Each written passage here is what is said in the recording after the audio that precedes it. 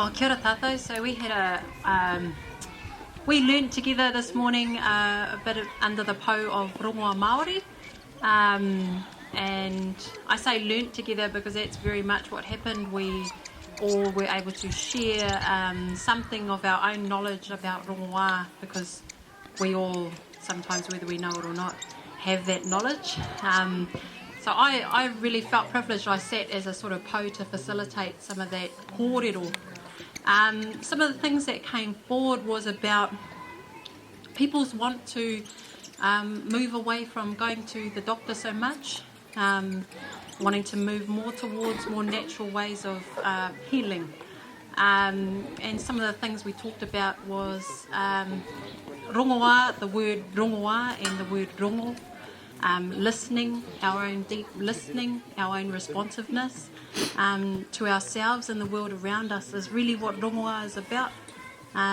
So we can have our own practice of rongoa in the different worlds that we occupy. It doesn't have to just be outside in the ngahere, though the ngahere is the key sometimes for us to get quiet and still and connect. And we talked about so if our skill set it's not strong enough yet to be able to fully just rely on natural or rongoa medicine, that if we do need to go to the doctor, we go to the doctor. Until we can learn a little bit more about other ways using rongoa to heal ourselves.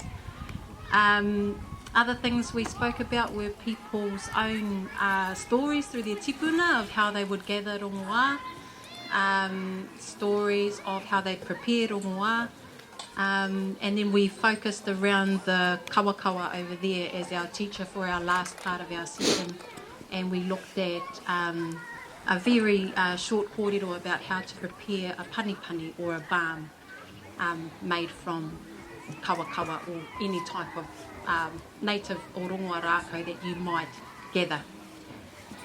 We talked a little bit about the nature of the seasons and how that affects our preparation, and probably one of the main focuses was around the wairuatanga or the karakia that we will tuku, that is really the foundation of our practice. Who do we ara towards, ka ara kia wai, and where do we take ourselves in order to connect, so that the potency of our rongoa doesn't come from how many leaves you might pick, but the potency comes from our own karakia and our own connection to our purpose at that time. So yeah, it was a brilliant, well, I had a great time with everybody this morning.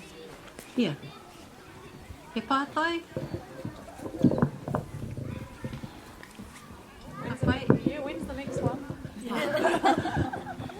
Oh, that was the other thing too, making connections with people in the rōpū. So I feel very humbled to be invited to the kohanga reo here at Waihirere to come and make some pani. We'll make some things for eczema and skin stuff and some vapour rub for the winter. So I'm looking forward to doing that in June and connecting up here with this lovely lady here, maybe down in Napier as well. So yeah, ngā mihi.